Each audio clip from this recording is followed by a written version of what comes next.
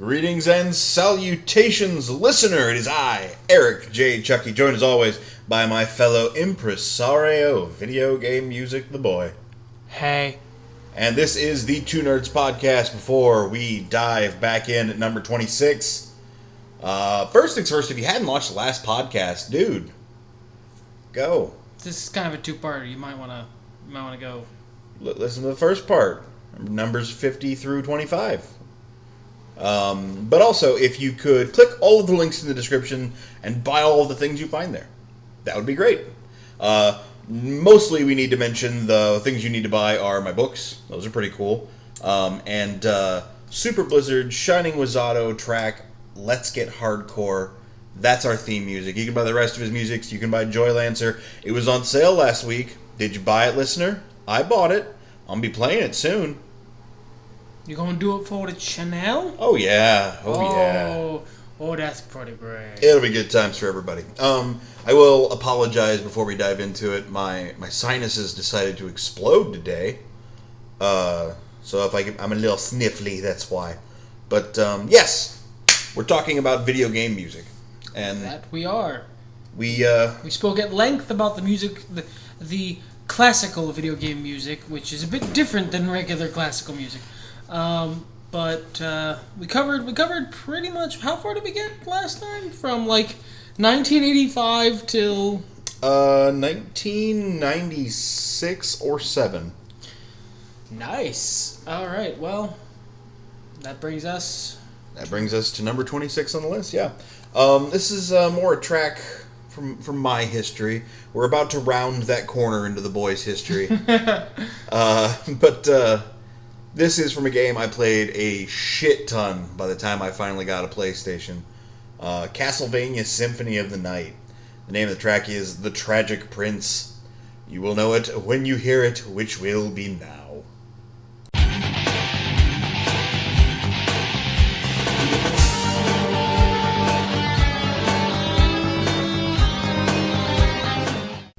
That song, Castlevania songs in general, are really, really good.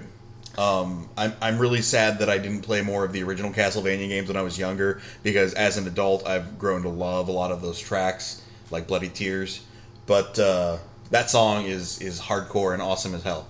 It really is. It's also like a lot of, not actually a lot of classic video game songs, but a lot of the like mid-range, not NES, but SNES up.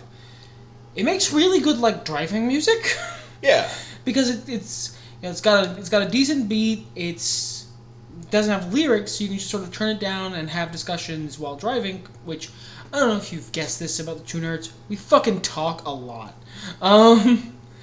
but it makes for excellent driving music, and it makes for excellent just chilling out music, which I really enjoy. It makes good gaming music too. The Symphony of the Night soundtrack in particular, because it's got so much different range within its mood pieces, that you can really set the stage for a lot of different sections in role-playing. Mm-hmm. It's also good because, well, it makes, and this is, and all, let me try that again. The reason it's good for all those things is the same reason it's good as a piece in the actual game itself. Video games are something you're usually, especially Castlevania games, you're going to be doing them for a long fucking time when you sit down to do them. So, especially older games like that, they planned for you to be listening to the same looping notes longer, like you mentioned. Mm-hmm. So they had to design them to be something that you can listen to all the time. Yep, and they're either catchy or they fade into the background. I find a lot of modern games have gone with the fade into the background. Yeah, it's just easier to do when you have more tools at your disposal. Yeah. Because they don't need to pop forward, except in big moments. So here we are. We enter The Boy. Now this is a track chosen by me, but this is one of the 2-3 Final Fantasies you've played. This is one of 2 Final Fantasy games I've beaten, and the other one was awful. Well, I will let you guess. One of the ones you've beaten was also awful. Yeah. But yeah, this is a game I don't remember much of, to be honest, and this is why it's a track chosen by you, because when you had me listen to the songs, I remember these songs. Like, they come up from the ghosts of my brain, but I don't actually remember a lot of this game.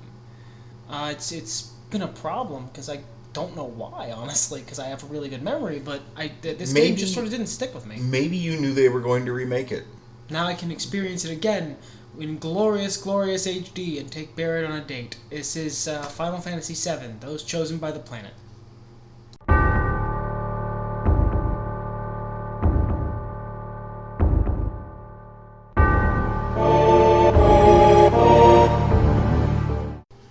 For those who know the songs more colloquially, that's like Sephiroth's theme. Not the big one-winged angel, obviously, but that's like his Sephiroth's up to no good kind of theme. Like, Sephiroth done showed up, you don't like that. That's his theme. And you know what? It's a good fucking song, though. Yeah, I mean... And when I hear it, it's like, oh yeah, that fucking song! Yeah. Well, I spent a lot of my my mid-teens listening to video game music. It was, as we mentioned before, that time when the early days of file sharing and peer-to-peer stuff and burning CDs and shit like that. And we had this idea that because it was video game music, it wasn't illegal for some reason. If there's any young impressionables out there in the tuner's audience, that shit's not true. No, it's just as illegal. Yep. But they're being used here as part of a reference, so it's all fair use. This is firmly covered by fair use and parody. Look it up. We digress pretty violently. I listen to a lot of video game music. Not as much anymore, but it really cemented a lot of those tracks in my head. I mean, even when I was younger, before MP3s got big, I had MIDI files. And I had multiple versions of MIDI files for my favorite video game music tracks. Whereas, until I met him, I was never that guy. I actually have grown to really enjoy listening to video game music as an adult, but when I was a teenager, it's not a thing that I listened to if I wasn't playing the game. So I mostly just ended up listening to a lot of heavy metal.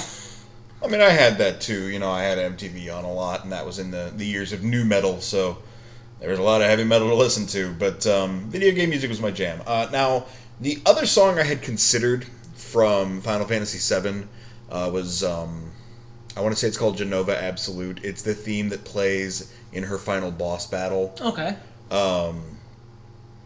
But I looked it up, and the original version of that song actually sounds like shit. Like, it's a great tune, but because it was it was shittier sound quality because of the compression and all that shit back on PlayStation 1, it just doesn't hold up to listen to. Yeah, Whereas it didn't age well. Those Chosen by the Planet ages pretty well, to be honest. And there are other ones that do as well. Ketchi's theme, the Turks theme, those are pretty good, but I digress. You can listen to the Final Fantasy VII soundtrack in your own time, listener. It's what you do, after all. The Boy! This is another track just for you. We're out of 1997. We're into 1998. Why don't you tell me about... You know what? Let's listen to it first. Sounds great. All right. This is... Well, why don't you introduce it? It's your song. Okay.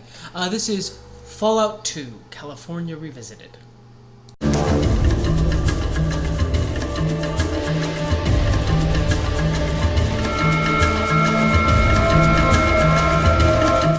Alright, so Boy, why don't you tell us about this song and why you picked this out of Fallout 2 compared to anything else in the game?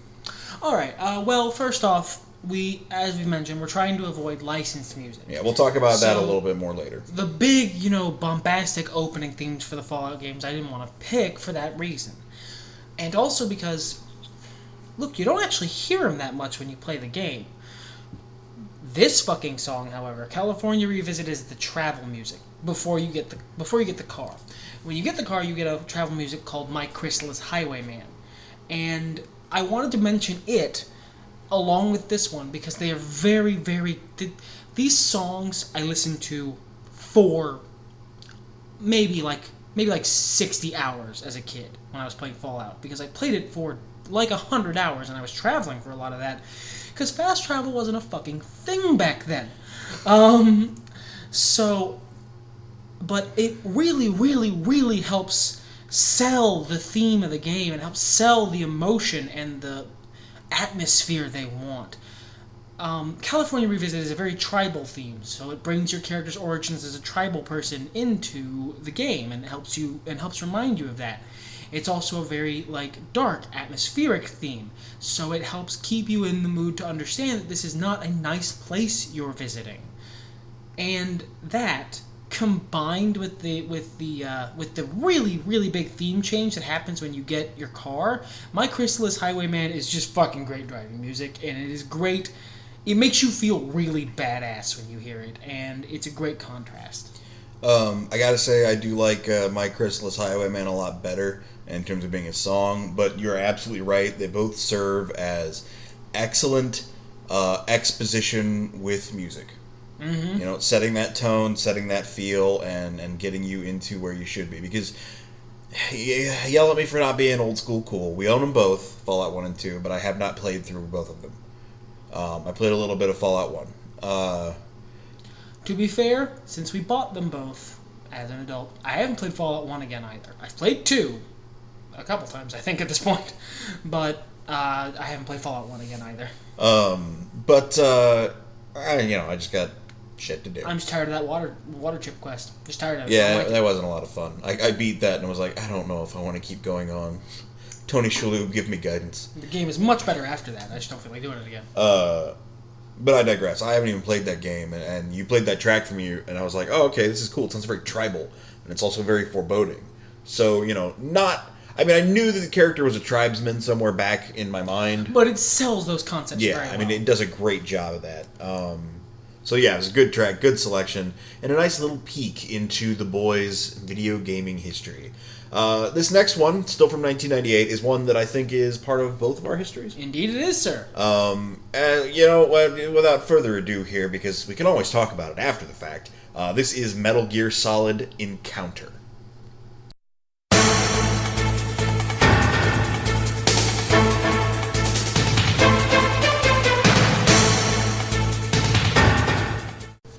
Now that we're all back in the vent, and the music has calmed down, and everybody's safe, we're talking to the Colonel, and it's all fine. Berating us, fucking up and stuff. I would love to, hey Train, I would love to someday talk about, maybe more at length, about, my gaming life. Because I'm egotistical first and foremost, but I also think there's a lot of interesting things that can go through a person's, absorption of a piece of culture, and really the only view I have is mine. I as a child, more so than even a late teenager to adult, I was very indie-minded, elitist, if you will. If something was cool, I didn't want to be a part of it. Like, the only exception was Star Wars. Because there's certain things that are just too cool. Well, that, and it was kind of, ingrained into me from a young age. I mean, I could probably lay my indie claim to it in that way. Not that I was there in the 70s, but as early as I could be. As early as you could be, and I'm pretty sure your mom was there in the 70s. Yeah, she was. Yeah. She was. So you've got, second generation indie cred. Yeah, and I think when Jedi came out, she was actually pregnant with me. Nice. So I can try to cite that. Yeah, sure. But anyway, and this hasn't changed much into my adult life, simply because the genre's not my thing, but I was never into war games. Your Call of Duty, your, even the more spy-oriented, like Siphon Filter and shit. While they didn't have that back then, those type of games never really flipped my trigger. Ikari Warriors, to give you something from the NES era that I might have played. It just wasn't for my you. thing. Wasn't your deal. Wasn't your deal. But a friend of mine insisted that I try Metal Gear, or maybe he played it in front of me, or was telling me about the cool shit with Psycho Mantis or something. And because Psycho Mantis is some cool shit. What an incredible game! What an incredible game, and I just that game is ingrained into gamer culture so heavily that they're inextricable from one another at this point. Sure. You see references to it all throughout, gaming. You see references to it in cartoons. It is a part of, at least as far as I'm concerned, my culture. And it's it was a part of my childhood too, because I played it when I was pretty young. Yeah. And like it was, I don't know that it was the first really like difficult game that I played for that kind of game, for like your 3D sort of games, because I played, fucking Contra. That was the first difficult game I played. But it was a sort of an eye opener for me, because it was a different kind of game than I had played before. Well, and what I really liked about it, especially in the beginning, was it didn't give you a lot of direction, but not in that Mass Effect 1 kind of way. You kind of had a vague goal, and it was like, all right, make your own way. Get there in your time. Do the thing. You got to play around with all the shit you started out with. It was a very exploratory game in the beginning, and like that was what really hooked me into it. And I mean, the music setting the atmosphere for it was just like icing on the cake. Completely on point, too. Metal Gear is another one of those franchises, specifically the soundtrack to Metal Gear Solid 2. As much as that's not my favorite game in the franchise, but that music, I had that soundtrack. I would listen to that as I went to bed. I remember a couple of themes being really good. But yeah, that's that track and the noise that typically precedes it. I don't think those are going anywhere. Those are ingrained within us. the noise most. And I'm happy to have them. I enjoyed running around his old hockey hair. But let's move forward. Let's move forward into something that's pretty much purely me, if I'm correct.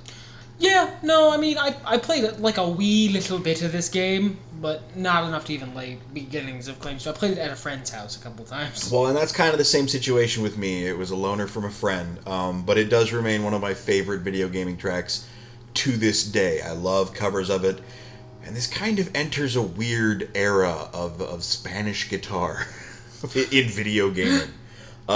This is, of course, Legend of Zelda: The Ocarina of Time, Gerudo Valley.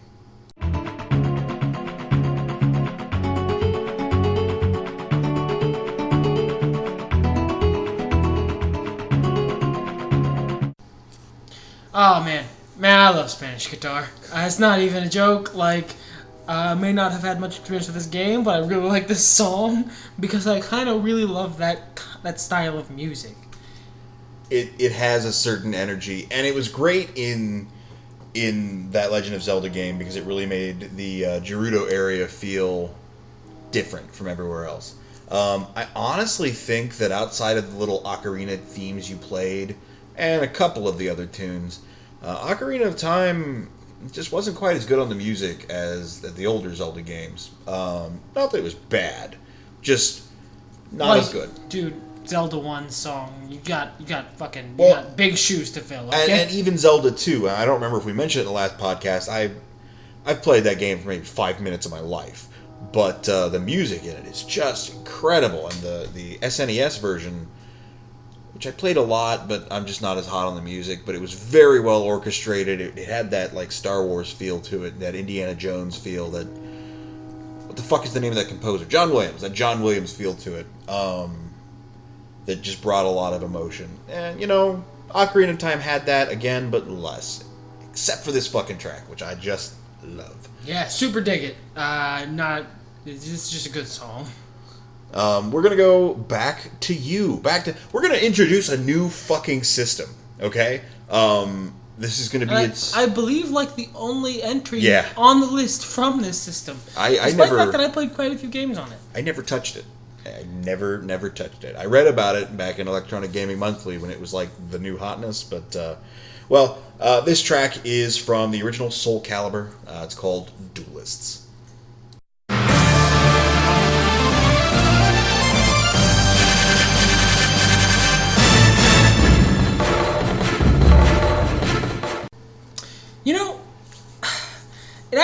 I love this song, but which original Soul Calibur song I wanted to pick was hard for me. Partially because I heard them all, like all the fucking songs in that soundtrack a lot, because I played a lot of Soul Calibur with my brother-in-law and by myself just in campaign mode. It was the fighting game that we played more so than any other.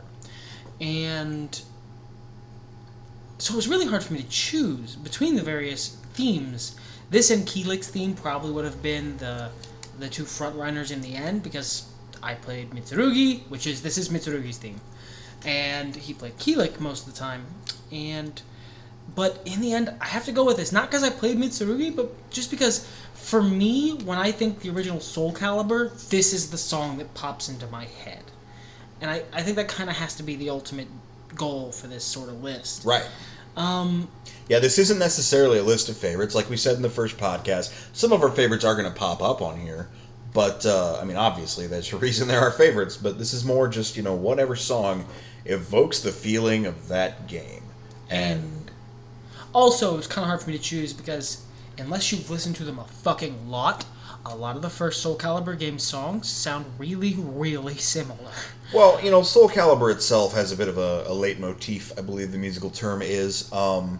And interestingly, that ties into our next song. I'd like to finish a thought about Soul Calibur. I've played Soul Edge and Soul Calibur, I believe PlayStation ports of them. I enjoyed them a lot, but I didn't really get into the series hardcore until, I want to say 3? Yeah, 3. But yeah, let's move into the next track.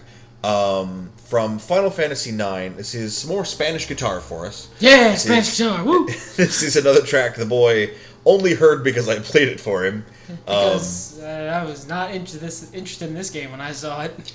And this is, as much as I like this track, it's not necessarily what makes me think about the game. More on that after you give it a listen, because it is a fantastic song. Enjoy.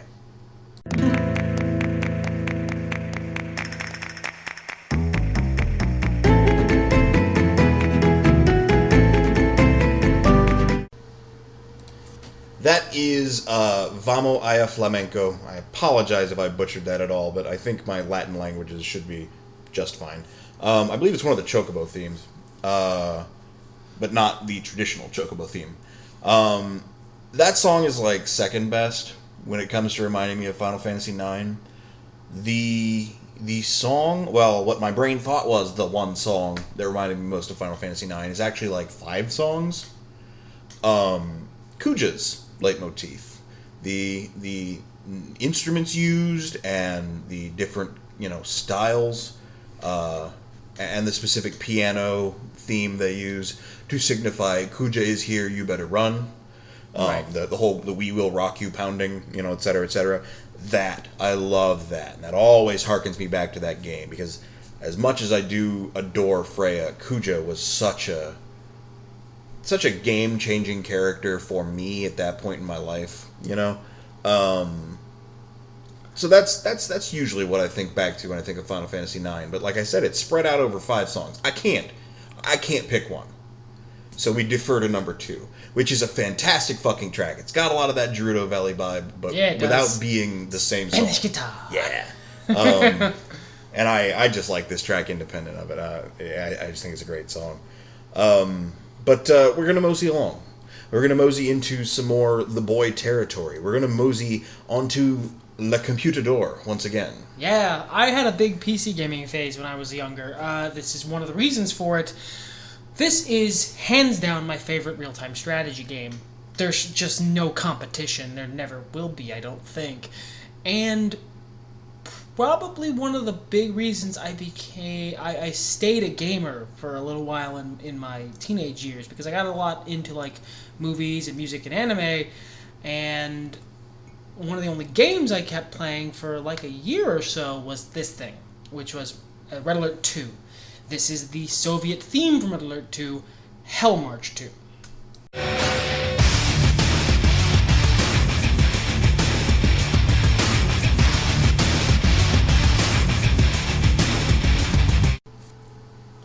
Man, I love this fucking song. It is, for me, this is the case with a lot of the songs on my list, but I'll get into it more because there's a clearer version of it later. But for me, this song, in addition to being really, just a really good sort of pounding theme song that I could work out to be honest. I believe I likened it to Rob Zombie. Yeah. Which, he was hot as fuck during that time, so... It does crib from him quite a bit. And that's probably part of the reason I enjoy it so much. But also, it evokes a time in my life. When I hear Hell March 2, I just sort of harken back to sitting on my bed at my computer at a very specific age range, just going through the campaign or playing online, doing the real-time strategy thing, learning how to micromanage, learning how to this and that, and it was really, really fun, and this song takes me right back there. So I'm going to say part of the reason I like this song is just full-on nostalgia points, and I'm perfectly okay with that. Well, I mean, there is a place for nostalgia in these kind of things, where you just sit there and you go, oh, this takes me back. Mm-hmm. There's a much clearer version of it later on the list for me, though, and it's actually... I think it's the next one. No, actually. Oh, no? No, this one is on the list a little bit, because I like bragging. Okay, I've gotten a lot worse at Tekken over the years than I was when I was a kid. My reflexes have slowed, unfortunately. And when I was a kid, I was fucking really good at Tekken. So the song I heard most often, and this is going to sound a lot like me bragging, partially because it is, was the character select theme. Because we weren't fighting that long once the game started. I believe I called this the prelude to me kicking your ass when I was talking with White about it before the podcast. The official title from Tekken Tag Tournament is Select.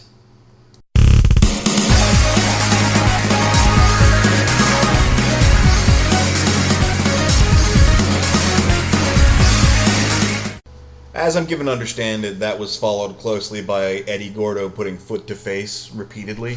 And then you getting back-fisted by Yoshimitsu a lot. It's just like...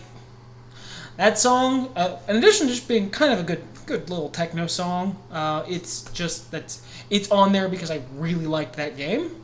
That game was a very, very big watermark for me in gaming, because I think Tekken Tag Tournament is probably the first game I got ridiculously good at. For me, I'm not usually the perfectionist gamer. I'm a completionist in that I kind of, like with role-playing games, I have to keep going until I do all the stuff. Up to a certain extent, I'm not a crazy person. But I usually just get to competency level and no further. This game was probably one of the first games I got really good at, and it's entirely because the first time I ever played it, I got wrecked so hard it was embarrassing. Then, years later, you fought me in Tekken and went, a worthy opponent. Yes. When in actuality, you probably just sucked enough that my Hwarang using ass finally got a leg up on you.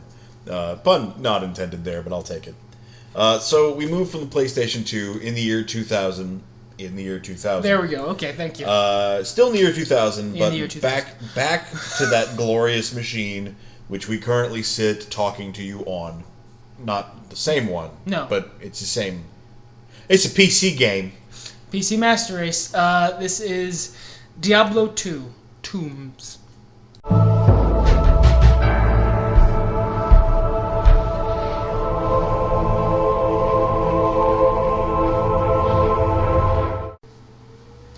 So this song. You played it for me, and I was like, yeah, this sounds right. And then I got a little bit into it, probably the clip I'm going to use. And I went, oh yeah, this is Diablo. Yeah. And I barely played Diablo 2. So. Funny thing is, this song isn't used much in the actual game. It's, as it sounds, it's the theme for one specific area. The area I played. Yeah. Well, here's the thing. A lot of Diablo 2 songs sound pretty similar, and they all evoke the same theming. But, in contrast to the rest of this list, this song does not pop into my head and does not when I think Diablo 2, and vice versa. It doesn't make me think of Diablo 2 when I listen to it. Because I usually play Diablo 2 on mute. Because I was usually playing Diablo 2 in a LAN party with a few other people. So almost all my memories of Diablo 2 are people fucking around and murdering each other on purpose and just being generally dickbags and also clearing the game. They don't really involve music a lot. But the reason I picked this song, aside from just playing a lot of Diablo 2, is because this song evokes the feeling of Diablo 2. This song gives you the sense of dread that you should have when playing this game. Just about ankle deep in shit, punching a skeleton in the face while screaming for your life. Yep. Fully aware that if one of the people you're playing with decides to act a damn fool, you're dead. And you're going to lose all that sweet, delicious gear that you worked so hard for. And you're going to go, since they're in a LAN party, and you walk to where they're sitting, you punch them in the fucking ass. Excuse me, stand up? Excuse me, stand up. I didn't punch you in the fucking ass. But it's just... You should feel a little dread. You should feel a sense of foreboding when playing that game. Both because it's a very sort of dark, atmospheric game, and because, look, that game, until you get real good at it, it will fucking kill you a couple times. I didn't die. I only played it for like an hour, but... No, I lied. I found some sort of horrible, over-leveled NPC monster out in the field, and it destroyed me, but... Yeah. But, this song is a great song from Diablo 2, even if I personally didn't hear a lot of it. Well, here's something you did hear a lot of. A whole fucking lot of. The christening track for our Lord and Savior, the Xbox. All hail Microsoft. Man, that makes it sound like such, like, fucking late 90s, early 2000s gaming wars.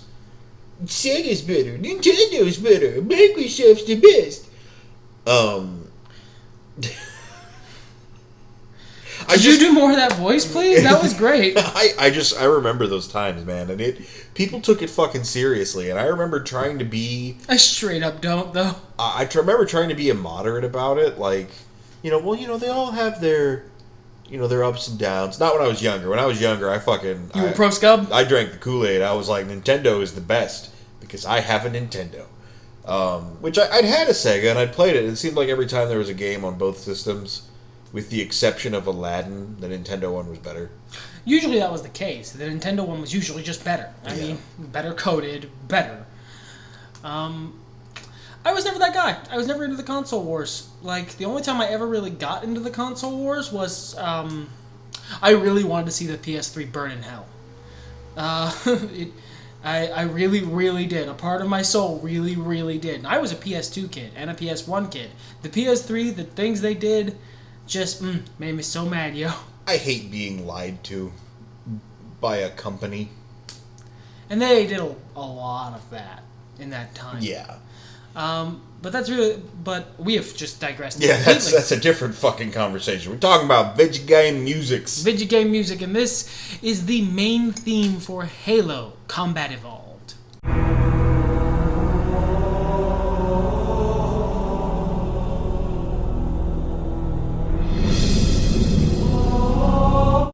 What sort of wacky, bizarro world do you think we'd be living in if instead of Halo being the thing that stuck, Combat Evolved was the thing that stuck?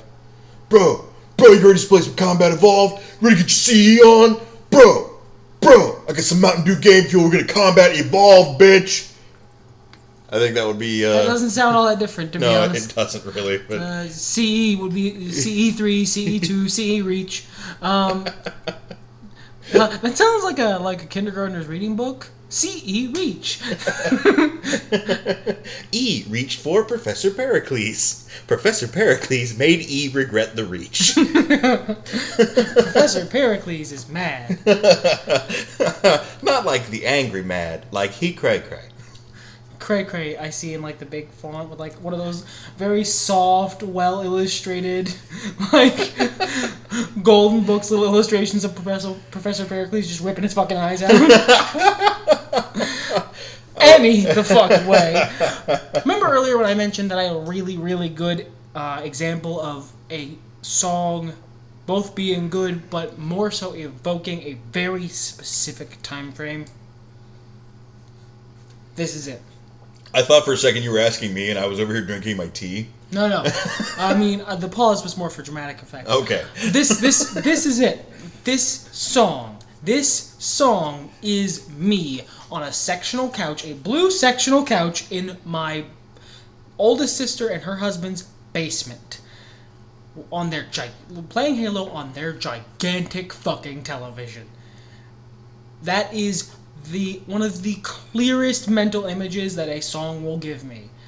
And it happens every time I listen to it, because I spent like an entire summer doing exactly that. I fucking love this song. I like this song almost more than I like the game itself. I didn't like Halo when I played it. You browbeat me into playing Halo 2. Yes, I did. You were like, no, you are wrong, and I will show you how wrong you are. Halo 2 was dumb, but it was fun. So when you got Halo 3, we played that, and I actually did kind of like Halo 3. And then Reach was good. Yeah, Reach was pretty good too. I can't say that it's among my favorite shooters. I can, but for a specific reason. I this is gonna come across really, really shitty. I don't hold console shooters to the same standards I do PC shooters. Well, and maybe that's the thing too, because like when I think of my favorite shooters, aside from the fun I had when I played GoldenEye and Perfect Dark, which do not hold up to this day. No, sir. I think of shit like, Unreal Tournament and like Duke Nukem. Like the PC Master Race shooty shoot games. That's where I sit, and that's where I enjoy. A couple of Turok games are pretty fun too. Yeah. I hold console shooters to a lower bar. I don't judge them as harshly, because they're not going to be as good. So if I judge them as harshly, I wouldn't like any of them. That's right, I said it, and I'm going to stand by it.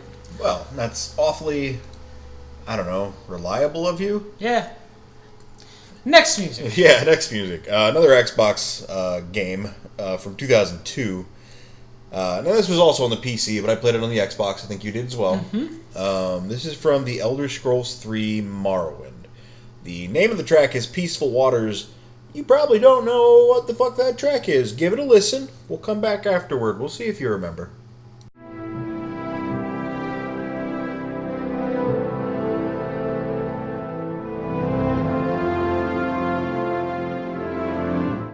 You talk about songs evoking that sort of nostalgic feeling. I don't get that a lot. It's just not something I cling to too seriously. I might look back and think about that.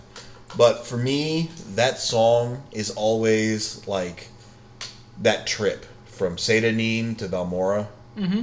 Like, you've fucked around in the first town as much as you felt like doing. You watched that guy in his secret stump.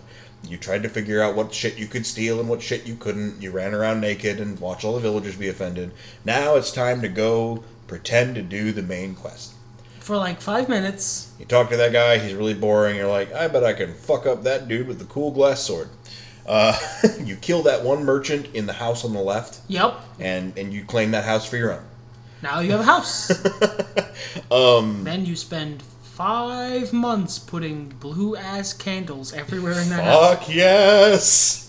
Making little fucking dioramas out of crystals. But no, that song for me is that trip from Sedanin to Balmora. Especially that cresting portion that I believe I used as the sample. It just fills me with like, yeah. Like, not like a sense of adventure, but like a sense of potential. Because when it came out, Morrowind was like that RPG that was like, finally realizing everything that Daggerfall tried to do, at the time, and making it a bit more tangible, a bit more accessible. Mm-hmm. Definitely more accessible. And at the same time, just, giving you all the options of a free-form decision-making, open-world RPG where you were only really bound by the consequences of your actions. Which is so nice, because that's... Not only is that really, really fun to play, it's actually very in line with my personal philosophy on life, so it's really fun. So it's really fulfilling to play. Now, I never... Well, we own it now, but back in the day, I never owned Morrowind. I borrowed it from a friend and played it constantly. He was a busy dude. He had a job, so he would leave his Xbox at my house, and I'd play that and Dead or Alive beach volleyball. And not for the reason you think. I actually really, really like the volleyball. The articles were nice, too. No, well, this is actually a funny story. I'm gonna try not to be a huge fucking asshole about it, but I was talking to a third friend of mine about the game, and I was like, this game is actually really fun. I kind of had some prejudgments about it going into it, but because look at it, right. But I really like the volleyball mechanic. I like the friendship, thing you do, trying to get the girls to be your teammates. At this point, I hadn't played any dating sims or visual novels. Because that's what that is. Yeah. And I was like, and I love the fact that you can buy all the different accessories and the different bathing suits and stuff to customize your character, and all the little effects. You can get tan if you want, and you can play at the casino, and that's really fun. And he, nodded politely the whole time I was talking and listening, and I stopped, and there was that beat, that magic beat of comedy, and he said, I just like dressing them up like horse. Oh, that's awful. To each their own, I guess. But no, I legitimately did really like the volleyball mechanic. Good God, no. As a sexual stimulant, that game, I don't know who programmed that boobs engine, and without someone ever with having a divine seen a sense boob, of comedy. That's who. That just the powerful independent physics. That had to be a good 20% of the processing power at any given time. It was the Havoc engine isolated to 2 points, and the rest of the game was running on something else. Anyway, back to the game we were actually talking. back to Morrowind. I played the shit out of this, and I don't.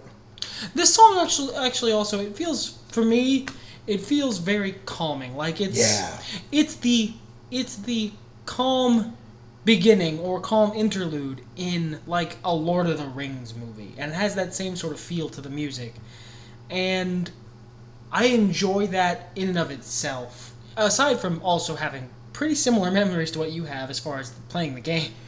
Yeah, I don't think, if you guys out there in listener land, Ultimo Dragon, if you're a Game Grumps fan, you might recall that Danny Sexbang frequently talks about how he spent a year of his life super baked and beating Morrowind.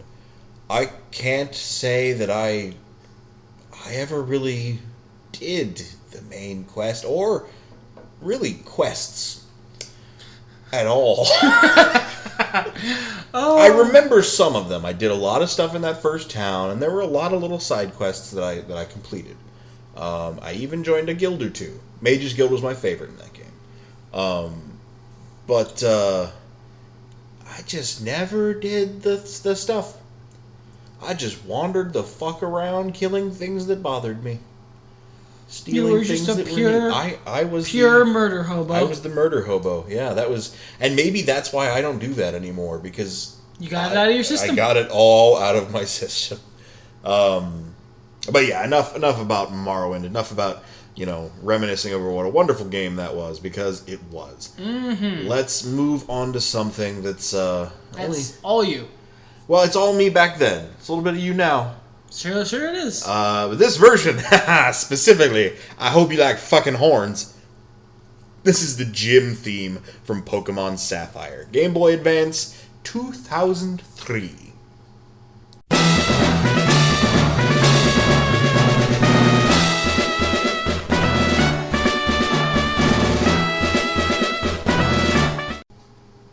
To be fair, there's always a lot of horns in that song. And that's true, but Ruby and Sapphire, and you don't know this because you weren't an OG, but they were the... No, don't say that, face. There were a lot of horns in that musical score in general. Pokemon After Dark. Hey, Eevee. I got a couple evolutions you can try. No, that's not for me. But I digress away from sexual relations with fictional pocket monsters, and fucking. There's no digressing from that. There's not. Let it die. Just kind of feeding it is what I'm doing. Let it die and then move on. Anyhow, I don't know. I think, honestly, X and Y, well, Y, is the first time I have played a Pokemon game as much as I played Sapphire. And differently, because I've played exactly one game of Y. I beat it, and, as bragging time for me, you were pretty good at that there Tekken. I just got my shiny charm.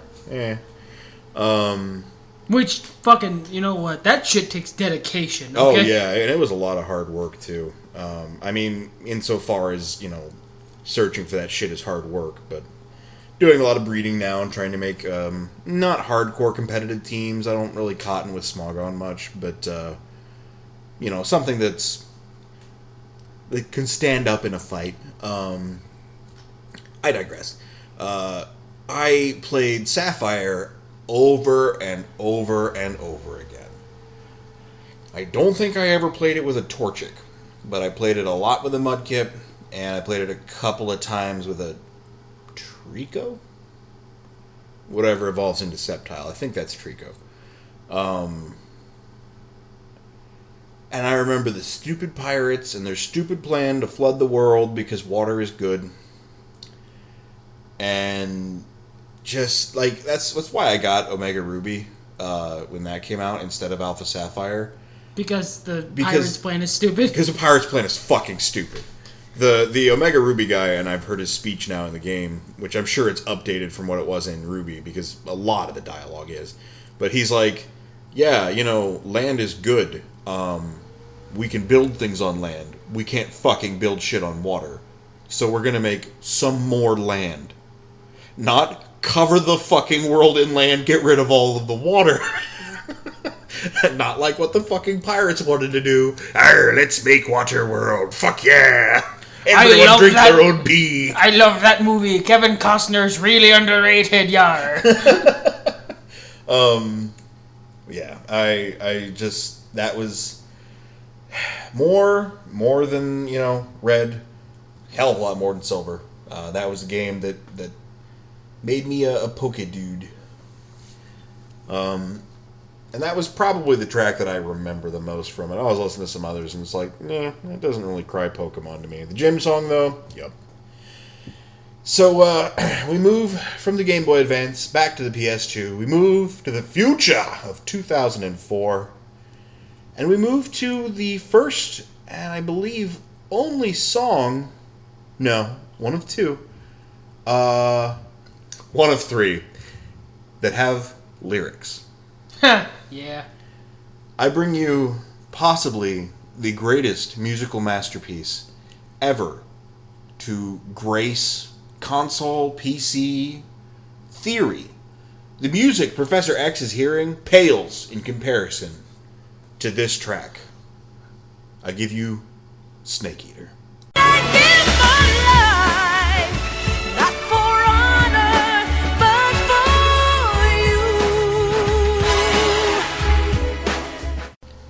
I was fully kidding, but I do like that song a lot. I was about to say, I think you might be overselling it. Yes, I was. I decided to let you go with it. The fucking song. That song's beautiful. Well, and it's not just the song. I mean, there's a lot of good songs in Metal Gear Solid 3, which was a great game. Yeah. I mean, the challenge mode that we both took upon ourselves got frustrating. I did not finish that game because of that challenge mode. Where you try to kill the bosses with the stun gun, with the trank darts. So you get their awesome camo. And the one I actually really wanted, the active camouflage camo, which is really fucking cool, I didn't get. Because that motherfucker has a million papayas he eats or whatever. I fucking hate that boss fight. That fear battle it's just annoying. Like it wasn't hard. I didn't die. I just kept running out of trank darts because he's got a million papayas. There's 9 things you have to do in that fight, and so few of them are fun. But I did it. It was grueling. I didn't want that much gruel. You can have some of the gruel back. I am not Oliver Twist. Please, sir, may I have less? I try a papaya? They seem good. He has many. There's a lot of standout moments in that game. A lot of them. My mine calls to the river, which you didn't get to, but No. you know about it. I watched a lot of that game get played, like on the internet. I made a point to go watch it because I decided I wasn't beating it, but I still wanted the experience. There's that moment where you infiltrate the base late in the game and you get that M16 or whatever the hell it was, that super machine gun, and he does the Rambo yell. And the cutscene after that, which I believe is before the river, where you finally realize, the twist that you've been suspecting the whole time. Right. That this game is old as fuck, so I'm just going to say it, that Snake is Big Boss. The fucking ending. We talked about that on our top X characters of all time. How Because the boss is a boss. Yeah, because she's fucking amazing. But there's also that little breather they give you where you've just finished fighting the Fury, who is a crazy man in a spacesuit that is basically the bad ending from Ground Control to Major Tom. Oh, good. Who shoots fire at you. He's like a pyrokinetic ghost from the future. I don't fucking know. Anyway. Look, alright, the Metal Gear Solid storyline's not always the most makey of senses. I like to think that Kojima just has a bucket of words on his desk. He just throws kanji at the wall and sees what sticks. But you've just gotten through this tense scene. There's a whole bunch of shit that happens right there. It's kind of a downer. And then there's the ladder. And you're climbing this ladder to fucking eternity. And, you get a little ways up, and suddenly it's that James Bond-esque beginning to the song. And you're just climbing and going, what the fuck is my life? Oh, that stands out the most for me, especially musically. I'm sure it has for a lot of other people, too. So, we're going back to Soul Calibur, moving a year ahead to 2005. Much like The Boy and Tekken, there are a lot of songs I like from Soul Calibur. Soul Calibur 3, as I mentioned earlier. But the one that stands out the most is the character select theme, which is called History Beckons.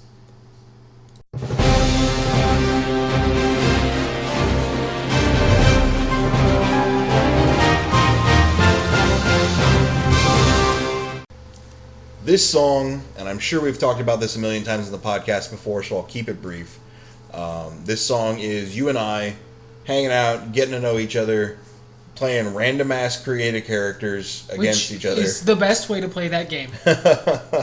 And just having some fucking fun in Soul Calibur, laughing to the wee hours of the morn. Yeah, you can't say much more about a song that forged a friendship other than it's a pretty good tune. Yep. Let's scoot on. Let's scoot Scoot. to another scroll of old. This one from the Elder Scrolls 4, Oblivion. This is the main theme, and it kind of speaks for itself. Yep.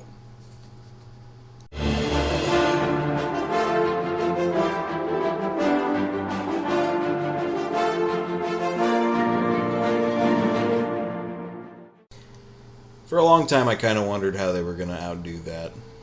Because it was such a good song, and it was so epic in scope, and it was so good to listen to as you just, frolicked through Cyrodiil, pissing off bears. But then, other things happened. Yeah, well, this is from 2006. This is our first Xbox 360 song. This is the first Xbox 360 game I owned. I spent a lot of time in Cyrodiil doing a lot of things. Another game that I was playing a lot when you and I became friends. I believe I took it over to your house a couple times when I was staying there to hang out with Brandy. And Yep. And that, combined with when I would come over and roleplay with you guys, in the downtime between role-playing, I ended up starting up playing this game on your copy, and it reminded me why I liked Morrowind so much. Yeah. Looking back, I still prefer Morrowind to Oblivion, but there was so much Oblivion improved on that. And it was just like... The Elder Scrolls games in general, Fallout to a lesser extent, even though Bethesda has it now. The Elder Scrolls games in general, they just managed to take that you can do whatever you want. Go nuts. Yeah, and go nuts. And plus, we had Patrick Stewart telling us... he dreamed about us. Close shut the jaws of Oblivion. So, that helps. As that one Steam review says, Patrick Stewart said he had a dream about me. 10 of 10. It's my fantasy. Moving from fantasy to sci-fi, this is a game that almost killed you. Yep, pretty much. Oh, we'll talk about it after the actual song. This is Mass Effect, Vermeer Ride.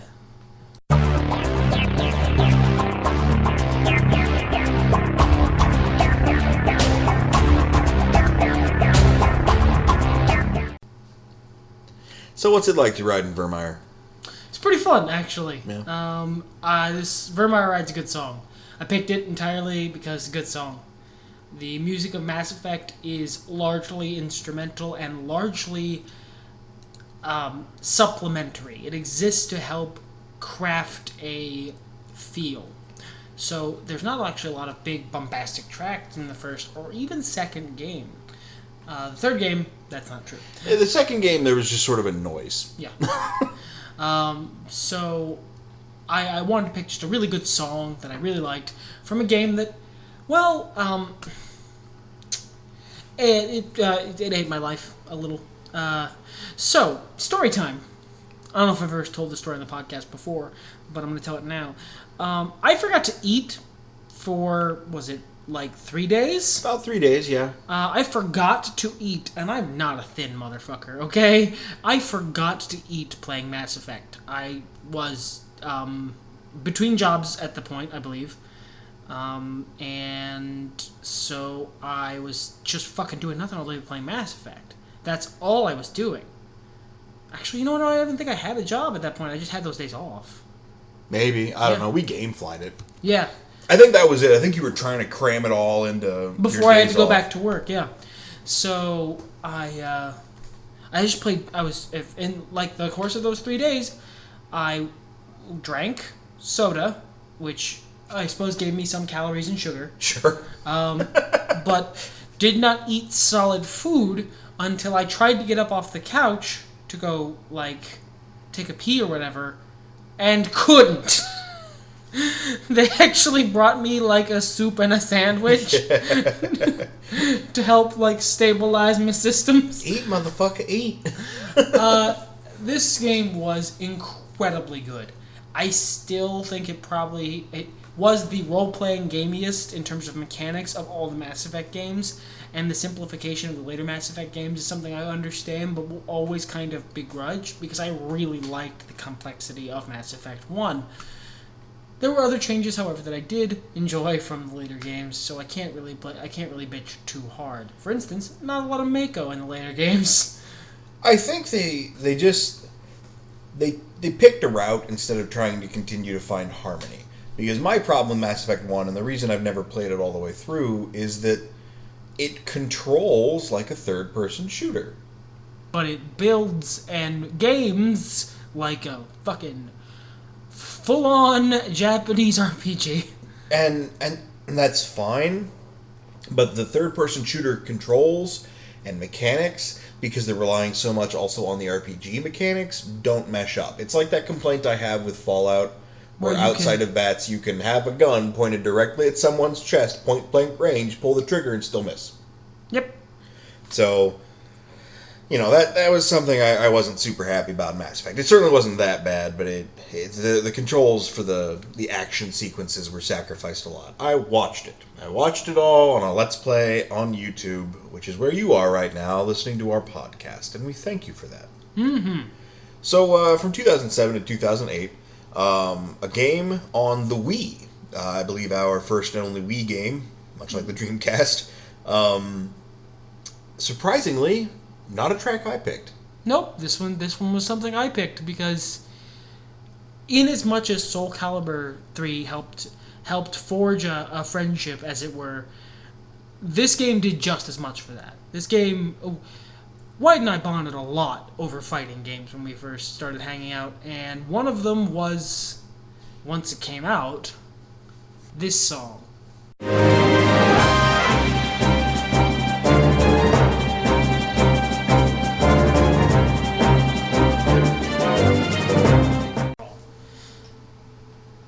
This is Super Smash Bros. Brawl, the Battlefield theme, or was rather. I really wanted you guys to hear it. Also, I really think this is probably one of the best sort of fighting games that isn't pure flat platform, 8-way run fighting game, which is the other thing we play. We play Namco Fighters and Brawl, really.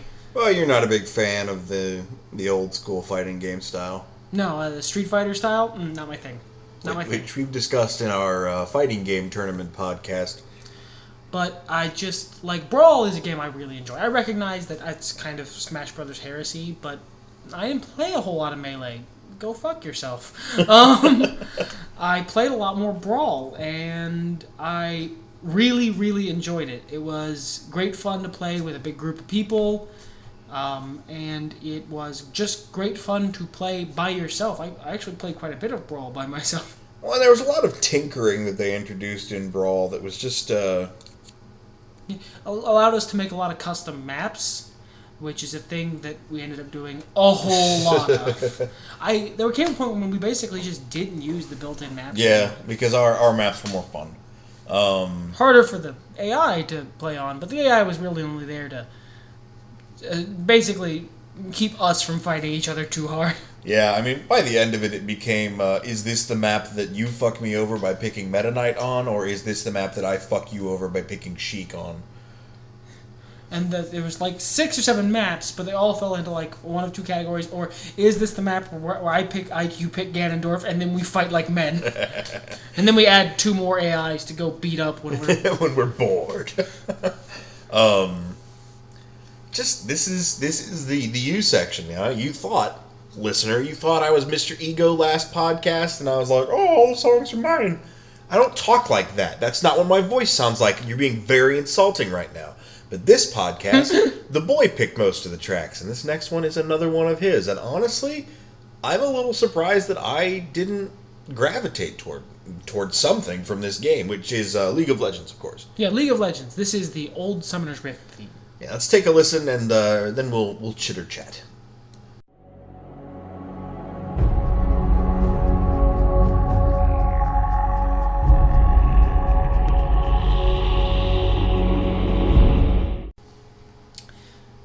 So, it's not a lot of this song, actually. It's just so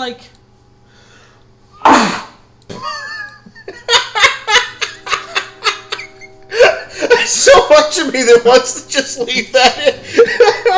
It's not a lot of this song, it's just...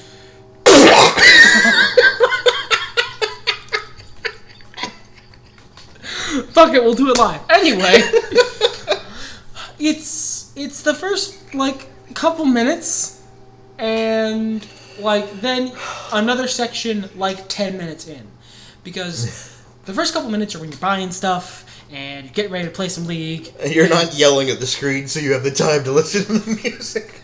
And then, about 10 minutes in, laning phase is sort of wrapping up, and you're back at the shop, you're just sort of getting ready for the next part of the game.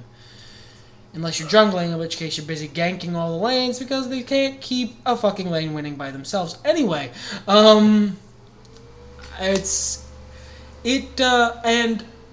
is coming from a guy who, again, I play League on mute a lot, but when I don't, the song was very well designed because it was there and sort of in the background, and I only really notice it when I'm not doing anything. But when I'm not doing anything, it takes a second and goes, hey, we got a good song for you to listen to while you're walking back the lane, friend. I play League with music on, with the audio on, but I have the music muted. In fact, notably, until DJ Sona came out, I always played with the music muted. Just because I'd usually be listening to my own shit, or my friends talking to me over whatever chat program is the hotness at the moment.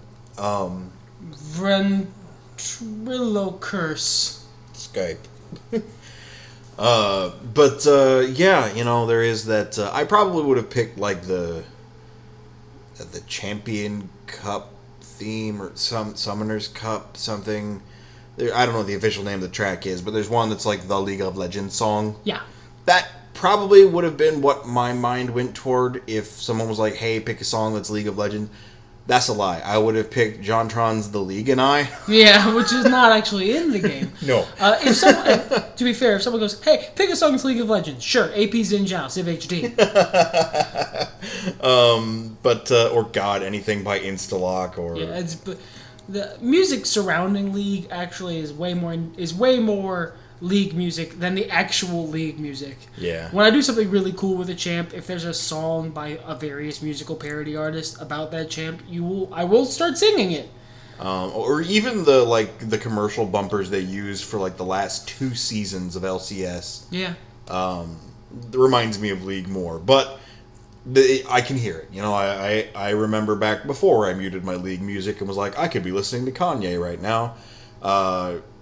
I remember those little tunes, and you're right. It's a song that flows well. Yes, indeed. All right, next up on our list, I'm going to do all my talking about this afterwards because I feel like the song actually helps sell what I'm trying to say better than I can myself. This is the Assassin's Creed 2 theme. Specifically, it's called Ezio's Family.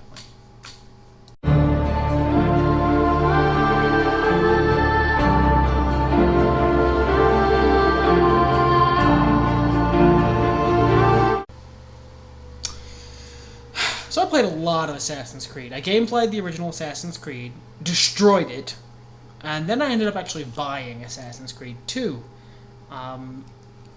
Missed Revelations, and then I got 3 as a present, and I was kind of done with the series for a long time. We actually own the first one as well. Yeah, we bought it afterwards. Brotherhood, I think.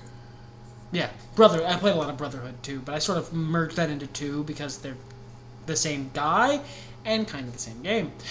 So it's an Assassin's Creed title. Hey, oh, that's not true.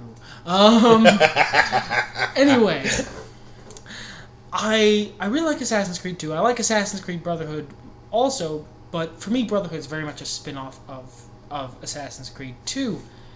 And the Assassin's Creed song is a really well-made piece of music.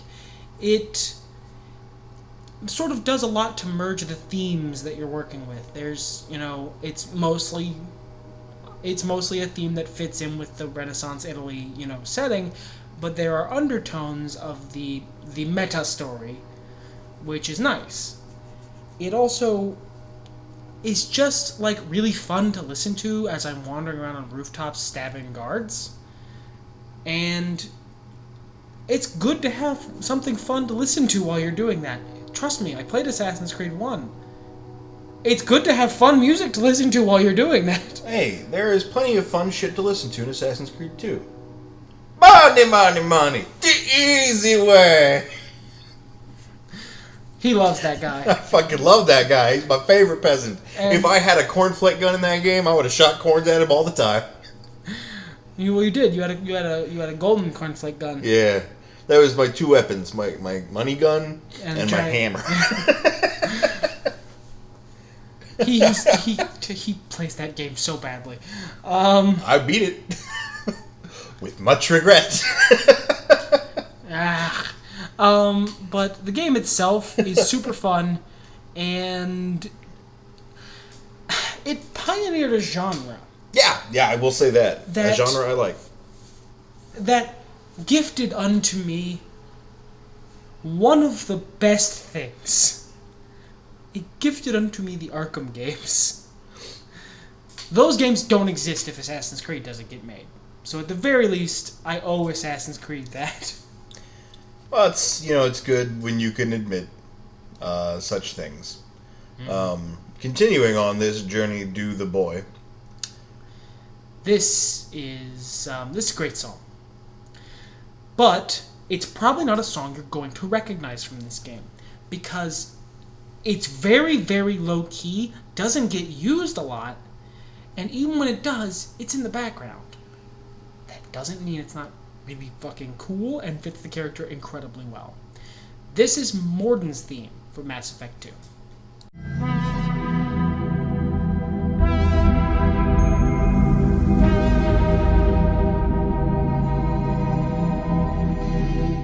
Can I just say, before you start talking about the track, and I mean this with no bitterness, I just found it an amusing observation.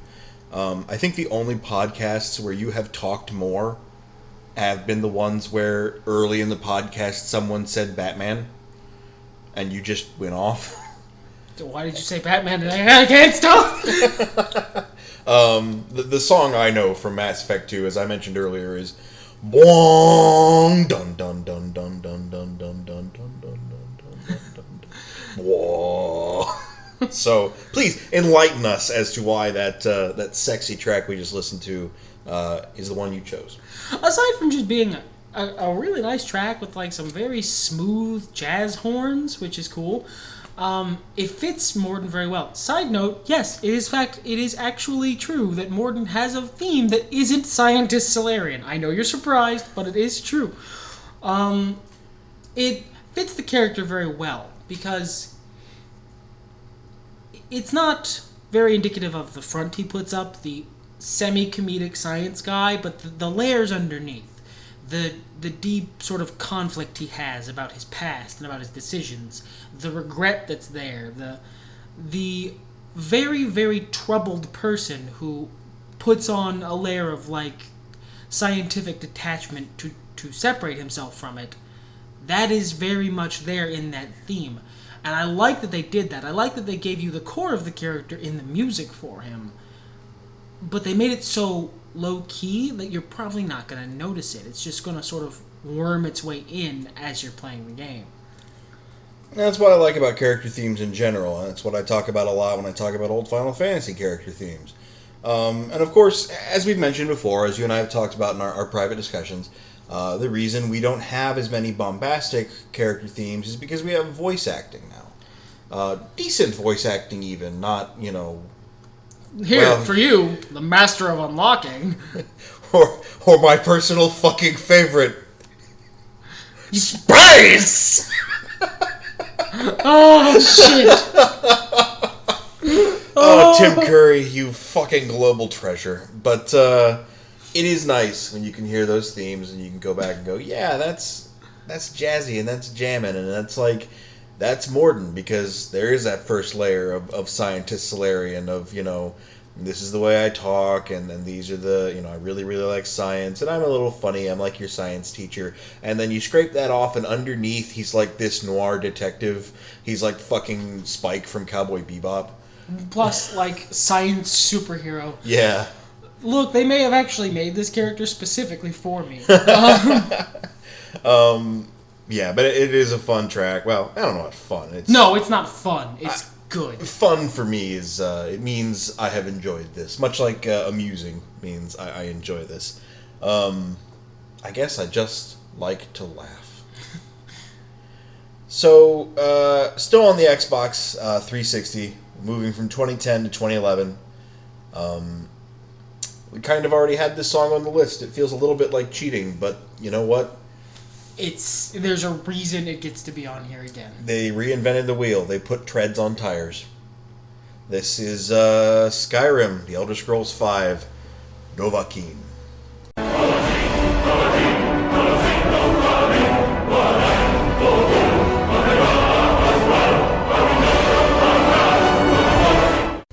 This is one from both of our gaming pasts. Well, the recent past.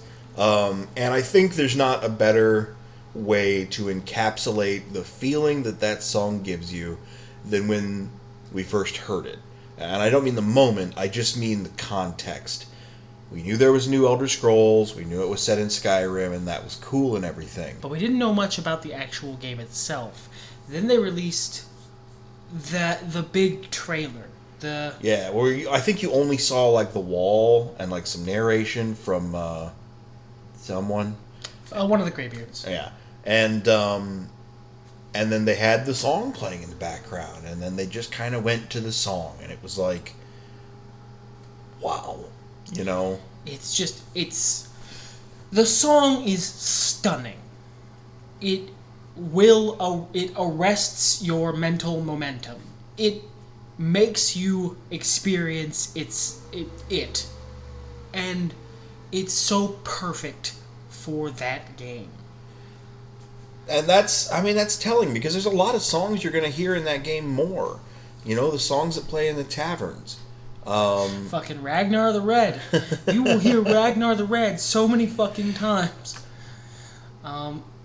You'll hear that. You'll hear, like, the interstitial traveling music. The battle music.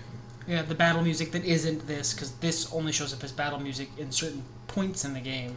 Right. And when you suck in Dragon Souls. But this song is... It's a great encapsulation of the feel of the game itself.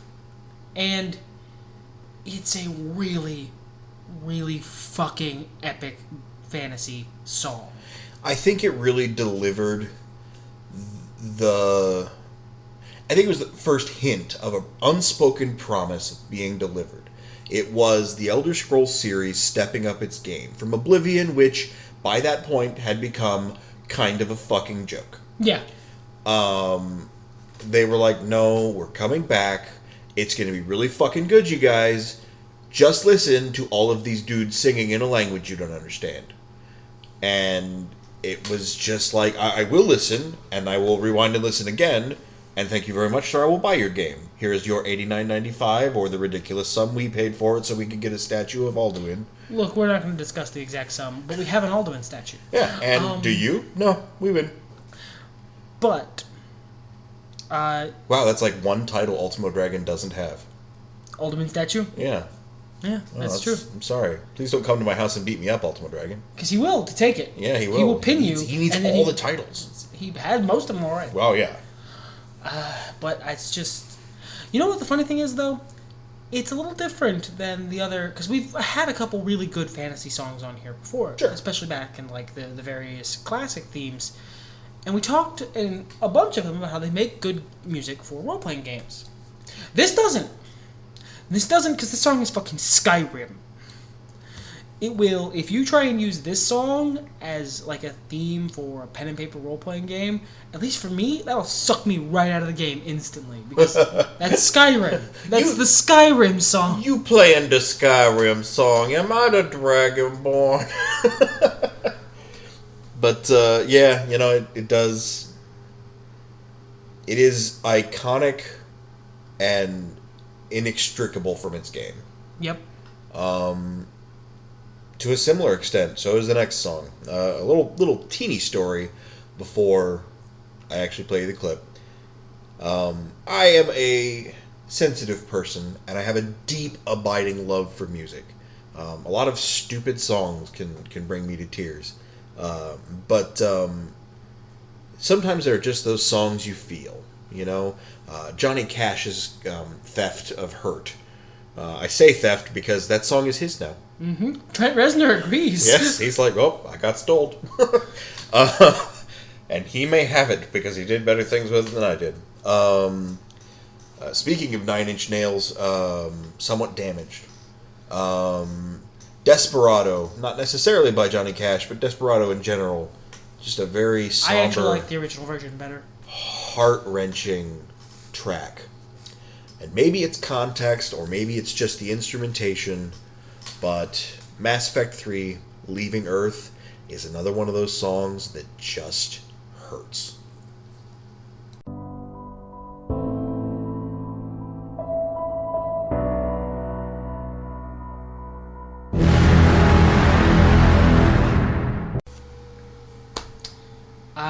There's not much to say about this song, because this song is an emotional gut punch. Yeah. Yeah, you know, if somebody were to, I don't know, have some sort of video online where they were using somebody else's music for whatever reason, yeah, and like this song came on, and nothing shitty had yet happened, and you hear those first few, you know, tinkly piano notes, those first few low, you know, boom, you would know, and you'd be like, oh shit. Something's about to go down. What's gonna happen? What horrible hell will be realized?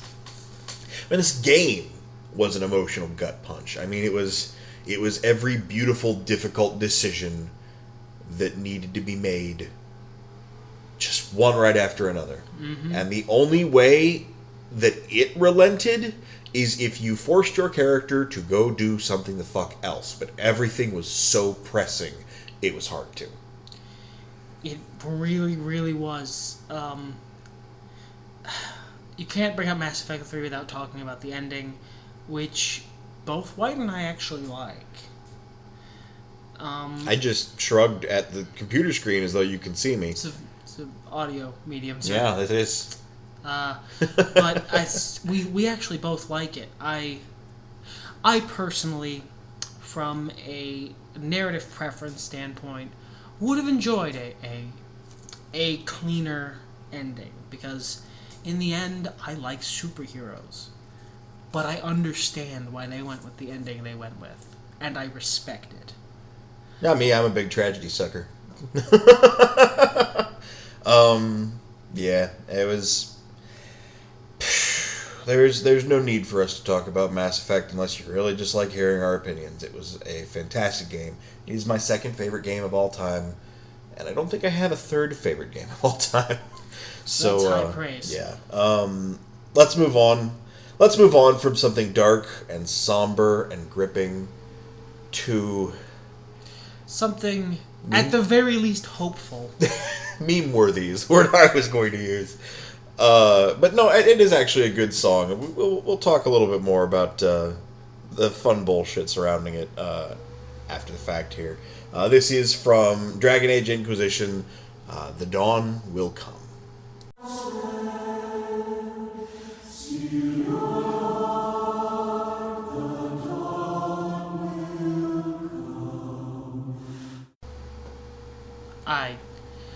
Look, this song is super meme-worthy. I recognize that. More so the cutscene that it comes from and the various cuts and stuff. The song itself is really good. Oh, yeah. Like, I was really blown away the first time I heard it. I was like, wow. I mean, first of all, what a fucking cool thing to put in a game. Has anyone else ever done that? I mean, I've seen it in movies, sure. But, like, in a game? That big, swelling hope moment. And it's just like... And there's so many different fractals through which to view it. Like, you know, everybody there, and at least in my playthrough, maybe yours, I don't really remember how yours went. I wasn't here a lot for it. But in my playthrough, my main one, I was playing an elf, a Dalish elf. So, you know, yeah, all these people are coming together, and they have hope for the future. And it relates to a horrible god that I don't like or believe in, and they're kind of scaring me. So it's like, I'm really happy for my people that they found hope, but I'm also fucking terrified. Because, let's be real here. In the situation that you're in, if you aren't a religious person, and everybody around you suddenly starts singing a fucking hymnal out of nowhere... It's I should go. I see. Well, I'm going to leave now. Which, delightfully, that scene is followed up by Solas going, hey, come over here. Let's get away from this. I don't know what they're doing, I don't like it. And in the song, it actually cuts to Solas kind of judge staring everyone. No, he smirks. He's very happy that, you know, they're finding where they need to be. But the meme worthiness... the number of times we've heard that song played. You know, there's not much to say about the jokes, you know, that we laugh every time it comes on now. But, or cringe. I will say something else I appreciated about it is you didn't hear that song, or if you did, it was very subtle, other than the title screen. And then they really played it up. It was a really big moment. Yeah, and it was like the equivalent of what a title drop is probably intended to seem like for most writers. Not me. I put it in as a joke. And when done well, it's such a great encapsulation of what that fictional group is trying to accomplish. Yeah.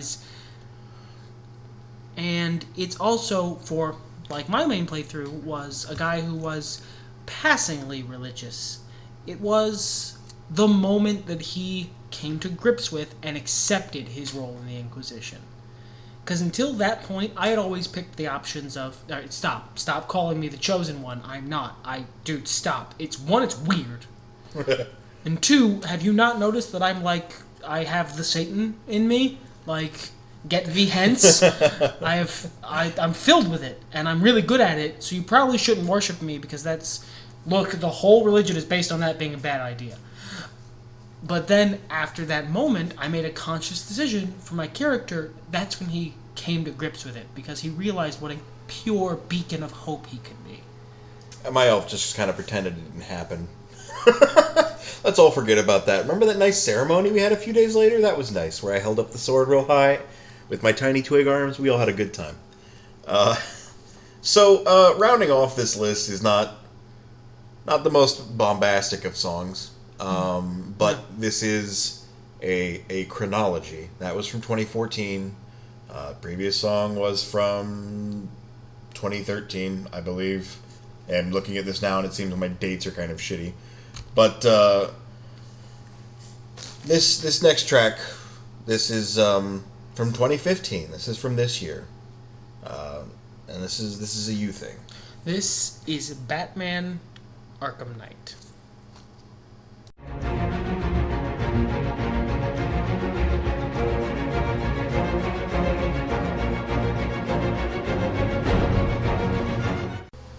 This is the title music. It's also got a lot of that leitmotif stuff to it, and most games do that these days. Yep.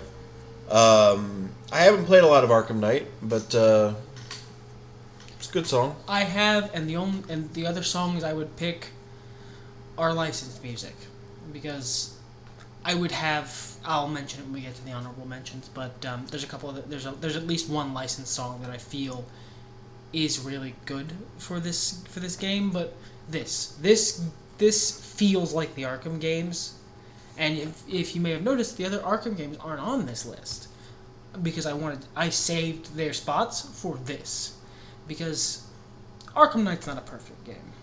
There's a little too many Riddler challenges, and they love that car a little more than I do, but it's a great game, and it feels like Batman, and it's a great conclusion to a Batman universe, and I love those, because as much as I love the character, you may notice me pausing. I'm actively stopping myself from going off on tangents. As much as I love the character, there's no Batman story as fun or as interesting as the last Batman story. Other than that, the song sort of speaks for itself. Yeah. I mean, if you played an Arkham game, this is really the escalation version, the climb before the climax. And that's it. That's been 50 songs over 2 podcasts, 30 years. I do want to say that our 2013 is kind of a cheat. It's in the honorable mentions. There's a couple of them, actually. But let's get to that. Now, at last week's podcast, in the comments, somebody asked, do you think the list would be very different if you were using these licensed tracks? Yeah. It would be pretty different for me. Not for me, really. I mean, like, there would be a couple of the ones that are in honorable mentions, but the biggest point for me was that a lot of those licensed tracks I like separate from the game. Yeah, I also like a lot of them separate from the game, but they also bring to mind the game for me. Like, there'd be a whole bunch of fucking songs from Tony Hawk, and sure, yeah, there'd be a bunch of songs from various wrestling games, and there'd be a lot of Power Man 5000, a whole lot of fucking Power Man 5000. That one rap song that was like full of Clubber Lang quotes. Yeah, there'd be songs that from games that I loved that basically have nothing but licensed music. Sure. Is essentially the difference. Yeah. Also, a couple of things in the honorable mentions. You want to just go through it? Are we gonna do it Oh, I don't much Words not care. coming out of my fucking mouth for some reason. Chronologically. Yeah, that.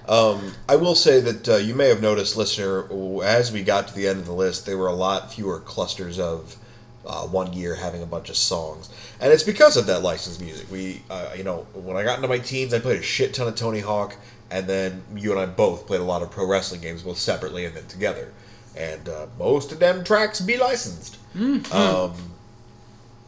And there is also, of course, Fallout. Yep, and we'll get to that. There's a big chunk of them I mentioned. Them. Well, yeah, I mean, please, go on ahead. All You right, are the resident Falloutsman.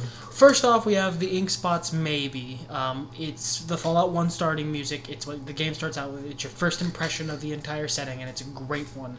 And notably, it is, if you play it back-to-back with I Don't Want to Set the World on Fire and It's All Over But the Crying, otherwise known as the Fallout 3 and Fallout 4 songs, all the Ink Spots songs sound exactly the fucking same. And that doesn't mean I don't like them. I do. Then there's Fallout 2, A Kiss to Build a Dream On.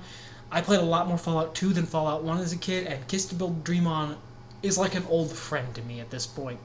There's Fallout 3, I Don't Want to Set the World on Fire, because, I mean, that song, I like it separately from the game. And I like it so much that when Brandy and I specifically are driving to work, because we often carpool, because we work at the same place, we listen to a 1940s radio station, largely because of how enamored we became with that music because of Fallout. It's really good music. I think there's a lot of really old, fun gems in the music from the 30s and 40s. Mm-hmm. Like What's Your Pete? Both Part 1 and 2, for example. Yep, Butcher Pete Part 1's on this list because it was in Fallout 3. And then Fallout New Vegas has one that's for you. Yes. There aren't a lot of tracks that I would associate, that I would have put on the list. Because, I mean, maybe like Goldfinger's Superman from Tony Hawk. But, I can't even remember what Power Man 5000 songs were on the SmackDown games. I remember The Beautiful People from Marilyn Manson was big in one of them. But whatever, Please, I listened to that song before it was in the game and after. Yep. But Kay Kaiser, I got spurs, they jingle, jangle, jingle. Jingle, jingle. I knew I could get him to do it. Yeah, of course you did. That's there's a lot. I fucking adore 75% of the soundtrack to New Vegas. When I said, you know what song I'm putting down for New Vegas, and you listed off 5, and I was like, well, those are all very good, yes, but no, it's Jingle Jangle Jingle. Whereas, by contrast, I like New Vegas. I do like its soundtrack. It's probably my least favorite of the Fallout games, despite being one of my favorite Fallout games. The very southwestern sort of Vegas and then cowboy theme they slapped on all the songs they added was such a big departure from the rest of the songs you hear in the Fallout games that it created some cognitive dissonance for me. And that's not that game's fault, but it's probably last on my list. But that list as a whole is still way higher than a lot of other games.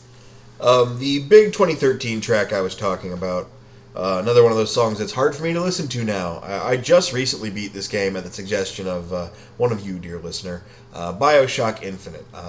The track God Only Knows, originally by the Beach Boys, this version by A Mighty Wind. They got A Mighty Wind to do that. All right, that was the Barbershop Quartet. That's who that was. Oh, that's really good. That's a good decision.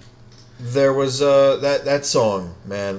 That game, I'm going to keep this short and sweet because I could talk about it at length, did a great job of picking music and using it to reflect and reinstill the themes that story was trying to put over. And I appreciate that on an artistic level very deeply.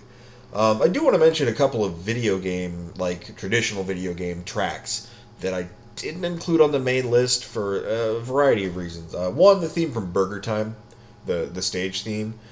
First of all, I can't figure out when it came to the NES. Maybe I wasn't looking hard enough, but it sure as fuck wasn't 1982 because the system didn't exist back then. That's when Burger Time was out in arcades. But I played a lot of Burger Time when I was a kid. I don't know why. I had it, But this song is really fucking annoying, and I'm not going to subject you to that. You can look it up if you want to. It's on YouTube somewhere. Zombies Ate My Neighbors. The track I kind of went with was Curse of the Tongue because it had enough of the stuff I remember from Zombies Ate My Neighbors, which is a weird sort of esoteric game. It was a lot of fun. And I did play a lot of it, but it's like ridiculously hard and kind of pointless. The song itself jumps all over the place in the first fucking 30 seconds. So that's kind of why I didn't really want to include it on this list proper. And then the title theme from Killer Instinct, which is a good track. Mm-hmm. But not that good. Like, yeah, it's true. It just doesn't remind me of my gaming Didn't history rate as much. hitting the list. Yeah. There's one other licensed song that I wanted to mention that just now came to me as we were talking. I mentioned it a second ago. The licensed song that I would suggest for Batman Arkham Knight is Frank Sinatra, "I've Got You Under My Skin." There's a lot of reasons it's there, and they open the game with it. And partially I would pick it just because, holy shit, they got Sinatra's estate to agree to this. But it's a real good way to start the game. There's a lot of stuff that's really personal too, because a lot of the WWE games we played, we used custom music back when that was an option. And because we use custom music and we have a lot of music, and we do a lot of, we do e-fetting, so we made a lot of those characters. That it's their theme music, and it's cheating. Yeah. But that's been it. Please feel free in the comments to mention some of your favorite gaming tracks, stuff you thought we missed, or just stuff that you enjoy. Yeah. I'm interested. Yeah, we always love hearing from you, listener. But I think that's going to wrap us up for this week. I think so. I like songs. So do I. I'd like this podcast to end now, please. I'm making you wait for it. Anyway, everything's better when nerds talk about it. Fuck it,